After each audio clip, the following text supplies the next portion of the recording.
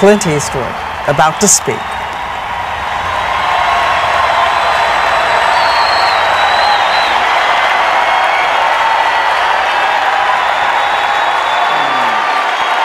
Thank you very much.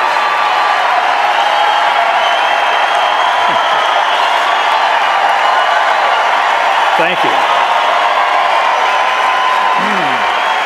Thank you very much. Thank you.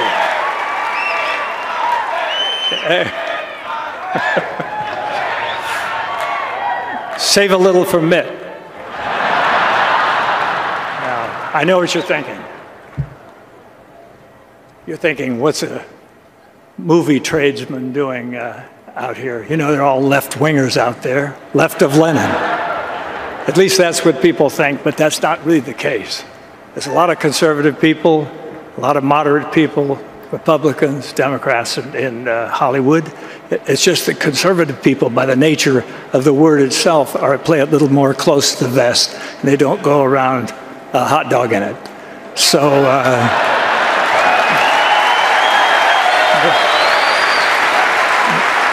But they're there. Believe me, they're there, and I just I think that, in fact, there's some of them around town. I saw John Voight. There's a lot of people around here in town.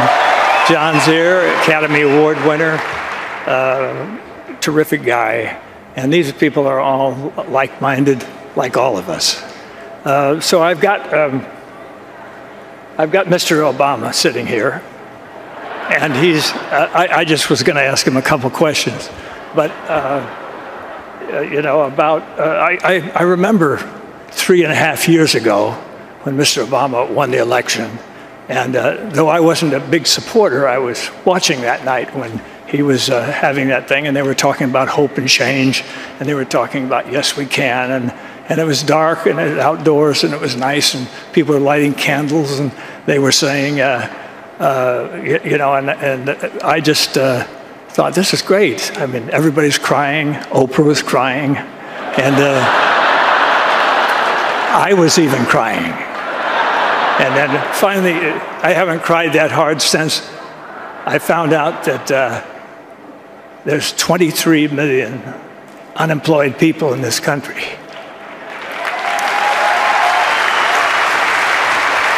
And now that is something to cry for, because that is a disgrace, a national disgrace, and we haven't done enough, obviously. This administration hasn't done enough to cure that. And whatever interest they have is not strong enough. And I think possibly now it may be time for somebody else to come along and solve the problem.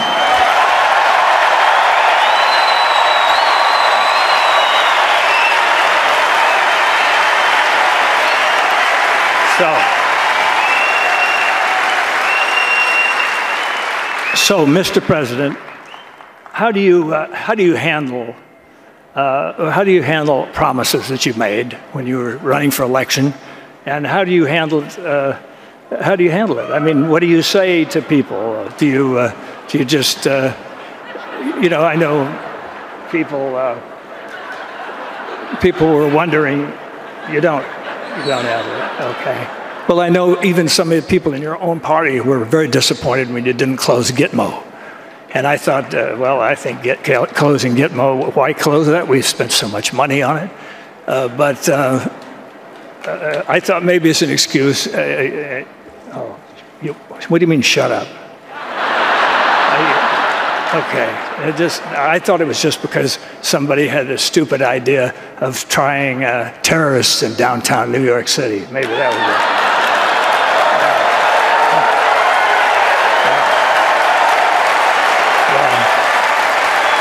I've got to hand it to you. I've got to give credit where credit's due. You did overrule that finally, and that's so. Now we're moving onward.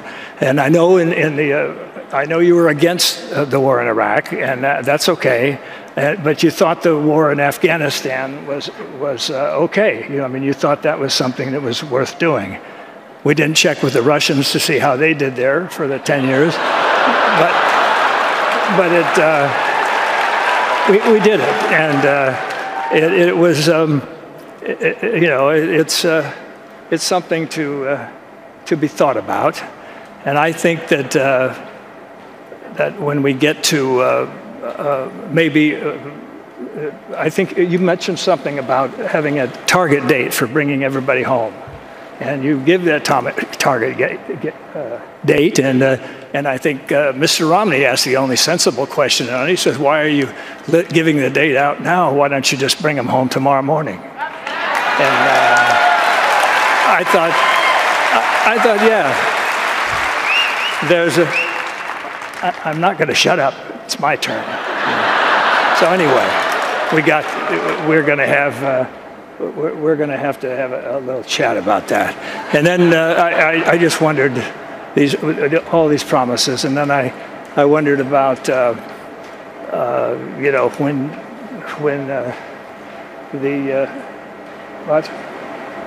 what do you want me to tell Romney? I can't tell him to do that. Can't do that to himself. You're crazy. You're absolutely crazy.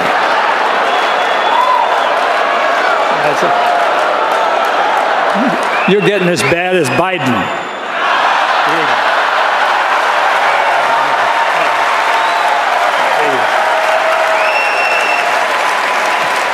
Of course, we all know Biden is the intellect of the Democratic Party. So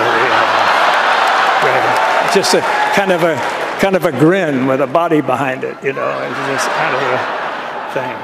But I just think that there's so much to be done, and I think that Mr. Romney and Mr. Ryan are two guys that can come along. I never thought that it was a good idea for attorneys to be president anyway, because it.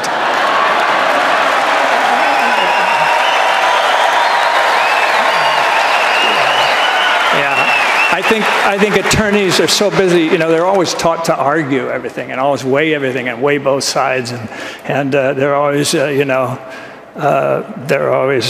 devil's advocating this and bifurcating this and bifurcating that. All that stuff. But I think it's maybe time. What do you think for maybe a businessman?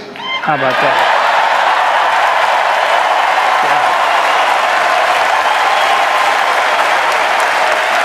A stellar businessman, quote unquote, a stellar businessman.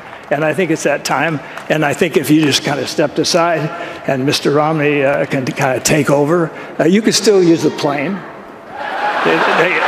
Though maybe a smaller one, not that big gas guzzler that you're driving around when you're going around to colleges and talking about student loans and stuff like that. I think you're an ecological man. Why would you want to drive that truck around? Okay. Well, anyway. All right. I'm sorry. I can't do that to myself either. So, anyway. I'll see. But I'd just like to say something, ladies and gentlemen. Something that I think is very important is that we own this country.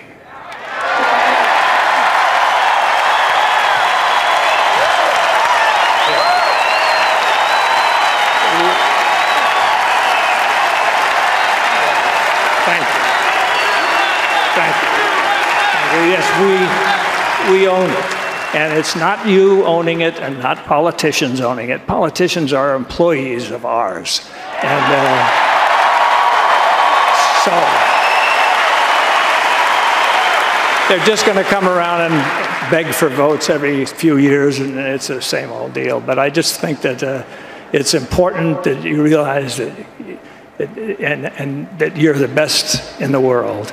And whether you're Democrat or whether you're a Republican or whether you're libertarian or whatever, you're the best, and we should not ever forget that. And when somebody does not do the job, we've got to let them go.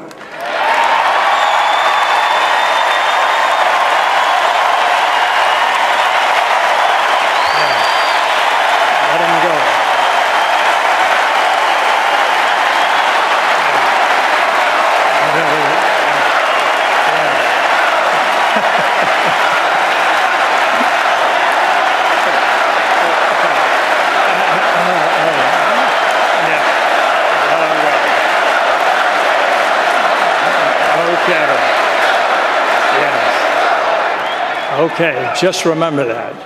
And I'm speaking out for everybody out there. It doesn't hurt. We don't have to be... I don't say that word anymore. Well, maybe one last time. We don't have to be, what I'm saying is we don't have to be mental masochists and vote for somebody that we don't even really want in office. Just because they seem to be nice guys, or maybe not so nice guys if you look at some of the recent ads going out there, I don't know.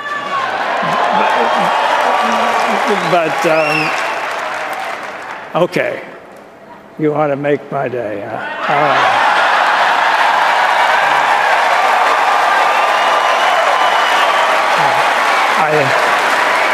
All right, I'll start it, you finish it. Go ahead. All right, thank you very much.